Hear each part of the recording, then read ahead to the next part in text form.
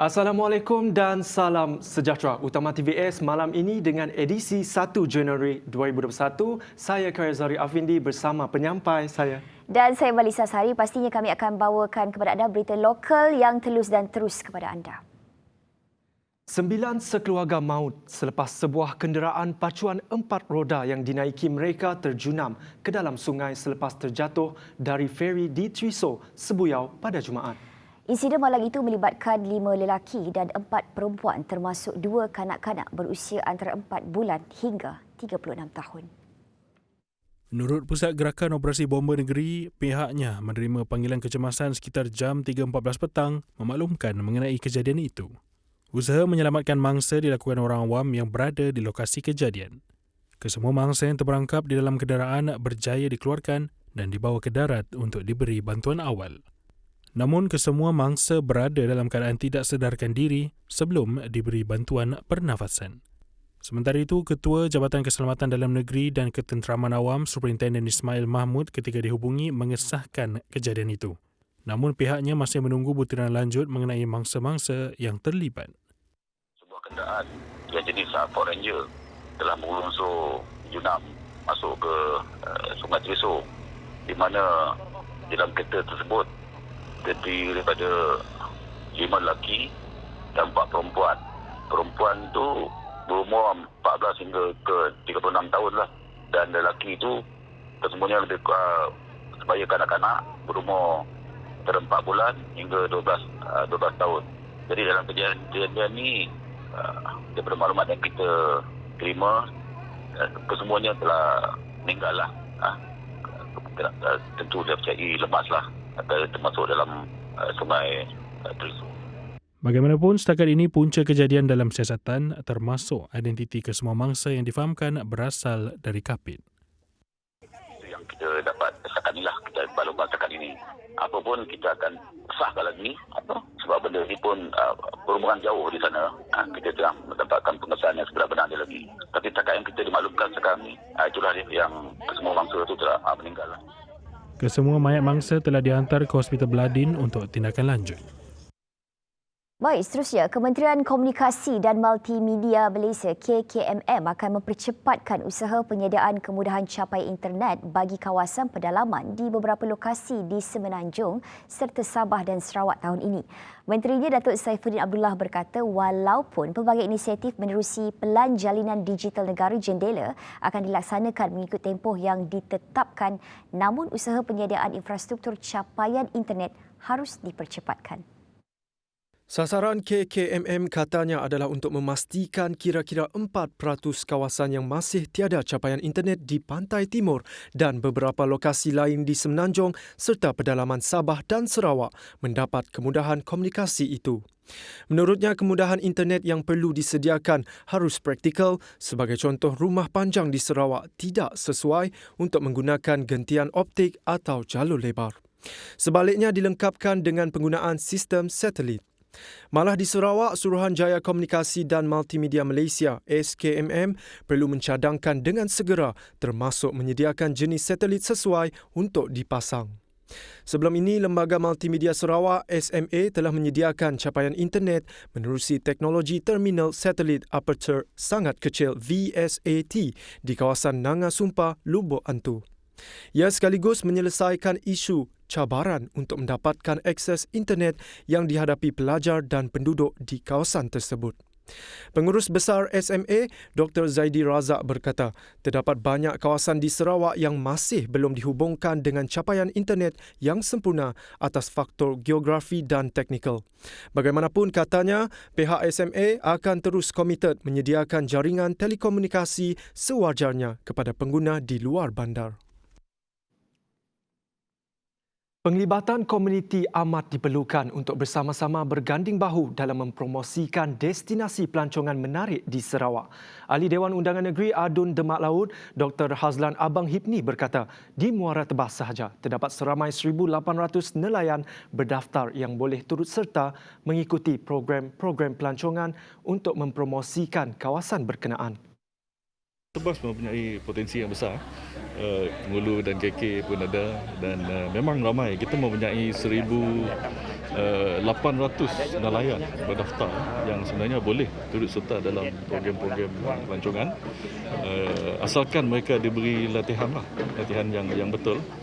Dan juga kami mempunyai tourist guide dan park guide yang bersijil.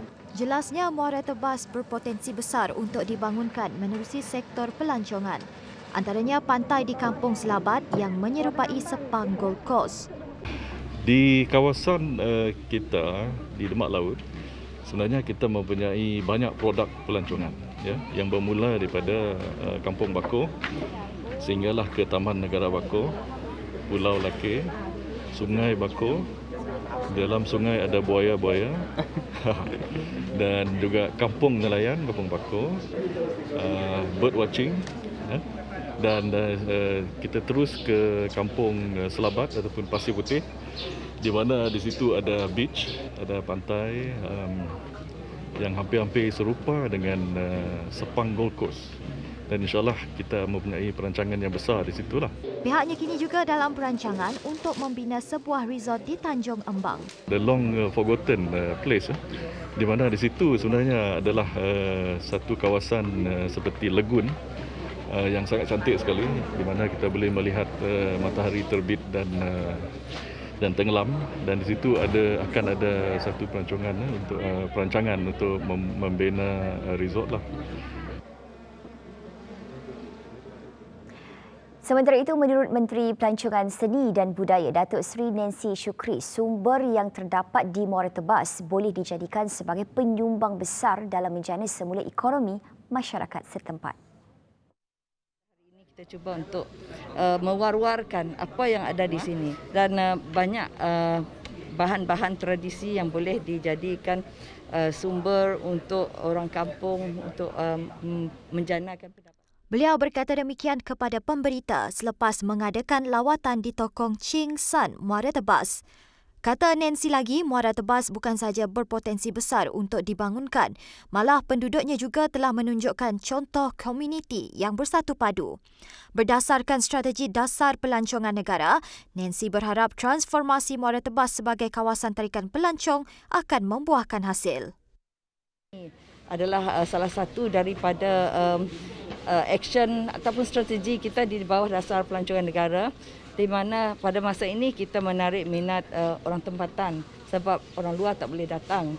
Namun begitu bercakap mengenai kualiti turis yang sanggup untuk membayar untuk datang kemari, tambahan pula dengan kita punya diskaun voucher, kita membantu sedikit demi sedikit untuk menggalakkan pelancongan ataupun orang yang nak melancong dalam.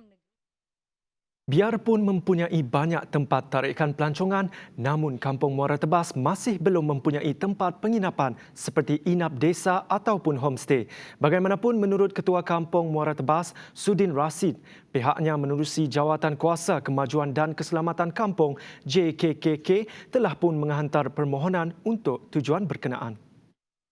Dengan adanya homestay itu kelak, katanya selain menambah pendapatan, ia pada masa yang sama turut membantu serba sedikit dalam bantuan hairat kematian penduduk kampung. Pernah berbincang dalam JKK. Pertamanya, kita nak memajukan JKK lah sebenarnya untuk orang kampung. Jadi masa tu untuk pengetahuan kita orang, kampung sejak saya menjadi ketua kampung, asal ada orang meninggal, kita terus buka tabung JKK, beri duitnya setidaknya untuk bantu, walaupun nasib berapa, RM300. Tapi hari itu saya apabila berfikir tentang penduduk kampung, saya nak mula perancangan macam ya tadi. Apabila ada lebih pendapatan, kemungkinan kita boleh nambah lagi dari akhirat kematian, ataupun orang susah-susah muda nak suruh sekolah kita boleh pergi. Macam inilah. Ya, maksud saya, sebab kita sudah mohon dengan Datuk Seri Wan Junaidi lah untuk 5 buah, untuk 5 pintu nak ya. Untuk 5 pintu homestay. Rancangan homestay itu katanya akan dibina di tepi laut agar pelancong boleh menikmati pemandangan tepi laut sekaligus melakukan aktiviti rekreasi seperti memancing dan sebagainya. Tapi semuanya di tepi laut lah. Sebab saya nanggah keadaan di tepi laut ya. Orang di kucing-kucing selalu datang memancing. Mungkin setidaknya nak cari tempat kadang-kadang nanggah si ada. Oleh kerana tempat di tepi ya. Secara tidak langsung anak sudah ada, kita boleh mula kantin ke apa ke. Jadi untuk duit dia kelak akan ditabung dalam tabung JKK untuk bantu orang. Baik, lagi berita dalam negeri. Kerajaan bersetuju untuk melanjutkan tempoh penangguhan bayaran balik pinjaman Perbadanan Tabung Pendidikan Tinggi Nasional PTPTN selama 3 bulan lagi kepada peminjam yang layak. Demikian pendedahan Menteri Pengajian Tinggi Datuk Seri Dr. Nuraini Ahmad. Menurutnya, keputusan itu diambil kerana terdapat peminjam PTPTN yang masih terkesan dengan pandemik COVID-19 dan belum berupaya membuat bayaran balik pinjaman. Kata Nuraini, peminjam PTPTN yang terkesan boleh mengemukakan permohonan melalui portal rasmi PTPTN mulai 5 Januari hingga 31 Mac depan. Malah tempoh penangguhan bayaran balik pinjaman bermula dari bulan permohonan pelanjutan diluluskan. Butiran berkenaan pelaksanaan pelanjutan penangguhan bayaran balik pinjaman ini akan diperincikan oleh PTPTN. Beliau berharap pengumuman mengenai lanjutan penangguhan itu dapat membantu meringankan beban yang ditanggung oleh peminjam PTPTN. Sebelum ini, kerajaan telah menangguhkan bayaran balik pinjaman PTPTN mulai 9 Mac 2020 hingga 31 Disember 2020 kepada semua peminjam PTPTN berikutan pandemik COVID-19. Projek kereta api berkelajuan tinggi HSR Kuala Lumpur, Singapura telah ditamatkan memandangkan kedua-dua negara gagal mencapai persetujuan mengenai perubahan yang dicadangkan oleh Malaysia susulan perjanjian projek itu berakhir pada 31 Disember 2020. Dalam kenyataan media bersama oleh Perdana Menteri Tan Sri Muhyiddin Yassin dan Perdana Menteri Singapura Lee Hsien Loong berkata, kerajaan Malaysia telah mencadangkan beberapa perubahan kepada projek HSR kerana kesan pandemik COVID-19 terhadap ekonomi Malaysia. Menurut kenyataan itu, kedua-dua kerajaan telah mengadakan beberapa perbincangan berhubung perubahan ini dan belum dapat mencapai persetujuan. Oleh itu, perjanjian HSR telah luput pada 31 Disember 2020. Pihaknya akan mematuhi kewajipan masing-masing dan kini meneruskan tindakan yang perlu hasil daripada penamatan perjanjian HSR tersebut. Bagaimanapun, kedua-dua negara kekal komited untuk mengekalkan hubungan dua hala yang baik dan bekerjasama rapat dalam pelbagai bidang termasuk mengukuhkan hubungan antara dua negara. Pada 31 Mei tahun lalu, kerajaan Malaysia dan Singapura bersetuju untuk menangguhkan pembangunan projek dua hala bernilai 110 bilion ringgit sehingga 31 Disember 2020. Ia merupakan kali kedua projek HSR sepanjang 350 km itu ditangguhkan selepas pertama kali ditangguhkan pada September 2018. Pada 13 Disember 2016, Malaysia dan Singapura memeterai perjanjian dua hala penting untuk membuka jalan bagi pelaksanaan projek HSR yang dijadualkan siap pada 2026 dan akan memendekkan masa perjalanan antara kedua-dua bandar kepada 90 minit. Baik, seterusnya dengan adanya vaksin COVID-19 kelak, sudah tentu situasi pandemik mampu dikawal bagi tahun 2021. Demikian dedah Menteri Pelancongan, Kesenian dan Kebudayaan Dato' Abdul Karim Rahman Hamzah. Tambahnya, meskipun tahun 2020 mencabar, namun masyarakat Sarawak tidak boleh menyerah dan terus menjalani kehidupan harian masing-masing. Ini kerana vaksin untuk COVID-19 dipercayai akan tersedia pada tahun 2021. Kita yakin wabak COVID-19 akan dapat dikawal insya-Allah dengan wujudnya vaksin yang akan dibekalkan kepada rakyat Malaysia dan juga rakyat Sarawak. Ini perkembangan COVID-19. Sebanyak 2,068 kes positif COVID-19 dicatatkan pada Jumaat. Ia menjadikan jumlah keseluruhan kes sebanyak 115,078. Daripada jumlah tersebut, 2,066 merupakan kes jangkitan tempatan dan 2 daripadanya adalah kes import. Sebanyak 3 kematian baru dicatatkan di Malaysia. Sementara itu, Sarawak merekodkan 8 kes positif COVID-19 baru, 3 di daerah Kuching serta Meradong dan masing-masing 1 kes di Bintulu serta Miri. Ini menjadikan jumlah keseluruhan kes meningkat kepada 1,125 kes. Daerah Meradong kini bertukar status daripada status hijau kepada status kuning setelah 3 kes baru jangkitan tempatan dikesan. Daerah Kuching, Sibu, Bintulu dan Lawas kekal berstatus kuning dengan jumlah keseluruhan 8 kes jangkitan tempatan dilaporkan dalam tempoh 14 hari yang lepas. Manakala 35 daerah lain kekal berstatus hijau. Baik, seterusnya Perintah Kawalan Pergerakan Pemulihan PKPP di seluruh negara dilanjutkan lagi mulai 1 Januari hingga 31 Mac depan. Kata Menteri Kanan Kluster Keselamatan Datuk Seri Ismail Sabri Yaakob, keputusan berkenaan berdasarkan penilaian risiko oleh Kementerian Kesihatan Malaysia, KKM. Segala prosedur operasi standard SOP di bawah PKPP adalah terpakai bagi tempoh kuat kuasa yang diwartakan dan tertakluk kepada perubahan yang akan diumumkan dari semasa ke semasa. Aktiviti di dalam pub dan kelab malam masih dilarang di kawasan PKPP selain aktiviti dengan kehadiran ramai sehingga menyukarkan untuk melaksanakan penjarakan fizikal turut dilarang. Aktiviti pelancongan pula adalah berdasarkan ketetapan yang telah diumumkan oleh Kementerian Pelancongan, Seni dan Budaya sebelum ini namun perlu mematuhi prosedur operasi standard SOP yang ketat. Seterusnya, industri pembinaan di Sarawak berdepan kekurangan tenaga kerja asing susulan larangan pengambilan pekerja asing yang dikuatkuasakan oleh kerajaan. Pada masa sama, ia turut memberi kesan kepada peningkatan kes kemasukan pendatang tanpa izin parti ke negeri ini untuk bekerja. Untuk mengurangkan risiko penularan wabak COVID-19, kerajaan menerusi Jawatan Kuasa Pengurusan Bencana Negeri JPBN Sarawak mengambil langkah proaktif untuk membenarkan pekerja asing masuk ke Sarawak bermula 1 Januari 2021. Namun, ia dilaksanakan mengikut prosedur operasi standard SOP serta syarat-syarat lebih ketat yang ditetapkan. Pengumuman itu ternyata sesuatu yang dinantikan oleh pemain industri, terutama sektor pembinaan di negeri ini yang dilihat banyak menggunakan khidmat pekerja asing. So according to CIDB report, we have lost about 42% of the construction work since January to October this year as compared to the same period last year, or the amount fell to 55.3 billion from 94.6 billion worth of works. Tidak dinafikan pandemik COVID-19 menyebabkan industri pembinaan terkesan teruk, malah memerlukan penambahbaikan pembangunan teknologi ke arah revolusi perindustrian 4.0.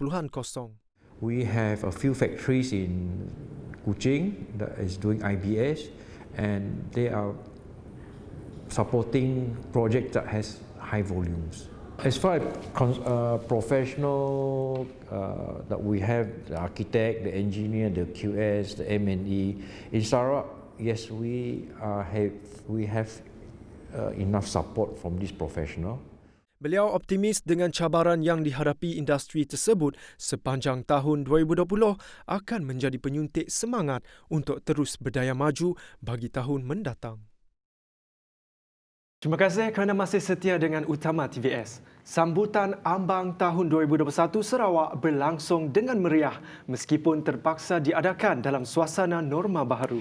Ia diadakan selaras dengan pematuhan prosedur operasi standard SOP yang telah ditetapkan Majlis Keselamatan Negara MKN dan Jawatan Kuasa Pengurusan Bencana Negeri Sarawak JPBNS. Kami memang ikut SOP. Kami orang diberi first chair, first chair, memang pakai mask. And kami orang pun perlu jarakkan diri dekat atas stage. And perlu selalu cuci tangan, pakai sanitizer semua. So far malam tu semuanya berjalan dengan lancar. Kami orang as performer pun kami orang have fun. We follow the SOP very strictly. During our rehearsals, everybody sits a meter apart. We do not have any contact with the person next to us. And every time we have rehearsal, it is always being apart. The members are always apart, so there is no near contact. Biarpun kapasiti stadium perpaduan itu mampu memuatkan 5,000 penonton dalam satu-satu masa, bagaimanapun ia diraikan dalam had jumlah penonton yang telah ditetapkan sahaja. Sambutan Tahun Baharu yang berlangsung bermula 8 malam itu membabitkan persembahan yang menarik, antaranya persembahan muzik orkestra, tarian dan nyanyian daripada bakat-bakat anak Sarawak, nyanyian merdu penyanyi terkemuka tanah air, Dayang Nur Faizah, persembahan cahaya dan laser serta acara kemuncak persembahan bunga api. Tahun 2020 sememangnya tahun yang mencabar. Apatah lagi petugas Barisan Hadapan yang telah banyak berkorban sepanjang tempoh tersebut. Rata-rata petugas Barisan Hadapan tersentuh dengan usaha kerajaan Sarawak yang telah mengiktiraf sambutan ambang tahun 2021 ditujukan khas untuk kelompok berkenaan.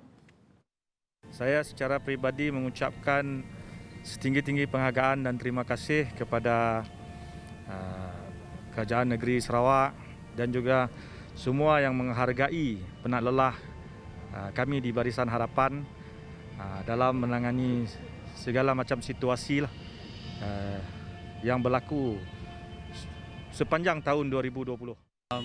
Kami orang wakil daripada pihak kesihatan ingin mengucapkan ribuan terima kasih atas penghargaan yang diberikan oleh pihak Kerajaan Negeri Sarawak. Semoga kita terus bertabah dan terus berjuang, bersemangat untuk menentang COVID-19 itu. Dan hashtag kita jaga kita, sayang negeri. Kami anggota rela daripada Kuching Selatan ingin mengucapkan Selamat Tahun Baru 2021. Hai, kami Dayang Nur Faizah ingin mengucapkan Selamat Tahun Baru kepada semua penonton TVS. Semoga tahun 2021 akan menjadi lebih bermakna. Selamat Tahun Baru. Kami daripada Ibu Pejabat Polis Daerah Kuching mengucapkan Selamat Tahun Baru 2021. I wish everybody a very happy New Year 2021. Hopefully all this COVID will go and we can get back to normal. Kami dari Klinik Kesihatan Putrajaya mengucapkan Selamat Tahun Baru 2021. Seterusnya, penjawat awam diseru jadikan tahun 2021 sebagai tahun lonjakan kecemerlangan sektor awam. Ketua Setiausaha Negara Tan Sri Muhammad Zuki Ali berkata, lonjakan kecemerlangan itu perlu digerakkan menerusi pemantapan modal insan dengan kompetensi masa depan, pengukuhan organisasi lebih fleksibel, pengurusan dan pembangunan projek yang pantas serta berimpak tinggi. Jelas beliau, penyampaian perkhidmatan perlu berasaskan teknologi digital dan revolusi industri 4.0. Ia selaras dengan harapan serta cabaran yang dinyatakan oleh Perdana Menteri Tan Sri Muhyiddin Yassin sebelum ini. Sementara itu, beliau turut merakamkan penghargaan kepada semua penjawat awam, merangkumi petugas Barisan Hadapan serta di sebalik tabir kerana bertungkus lumus mendepani cabaran pandemik COVID-19. Baik, laporan itu tadi mengakhiri utama TVS malam ini. Teruskan kesetiaan anda bersama kami. Baiklah, saya Zari Afindi. Dan saya Malisa Sari juga mewakili seluruh warga kerja utama TVS mengucapkan Selamat Tahun Baharu 2021 buat anda. Dengan itu, Assalamualaikum dan selamat malam.